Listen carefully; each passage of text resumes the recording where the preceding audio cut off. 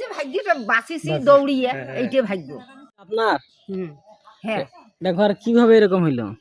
বাতাস হতে, কালকের বাতাসে, ঘূর্ণিঝড়ে। হ্যাঁ, ঝড় বৃষ্টি আপনার তো বর্তমানে থাকার অবস্থা নাই। আজকের ঘূর্ণিঝড়ে আমাদের গ্রামের একজন বিধবা নারীর ঘরের অবস্থা একদম খারাপ, দেখতেই আমি পাচ্ছেন। যে ভাগ্যটা বাঁচিছি দৌড়িয়ে, এইটা ভাগ্য না আচ্ছা, তিন গাত পড়লে। সেই বাতাস কালকে তো প্রচুর ঘূর্ণিঝড় হয়েছে। হ্যাঁ, এই ঘূর্ণিঝড়ে আমার দাদির ব্যাপক ক্ষয়ক্ষতি হয়েছে, দেখতে পাচ্ছেন। আমাদের পাশের গ্রামে, পাশের বাড়ি একদম শেষ ঘূর্ণিঝড়ে।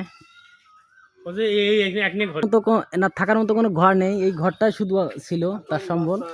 এমন একটা অবস্থা, তার ছেলে মেয়ে বলতে কেউ নেই, তার স্বামী মেয়ে দেখতে পাচ্ছেন অন্যের জমিতে থাকে, কিন্তু একটা ঘর অবস্থা খুব খারাপ এনার।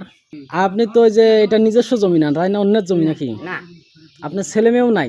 নাই, ছেলে মেয়েও নাই, স্বামীও নেই। স্বামীও নাই। আপনি তো অনেক কষ্টে জীবন যাপন করতেছেন। অনেক কষ্টের জীবন যাপন ইয়ে করি। আচ্ছা, বুঝতে পারছি।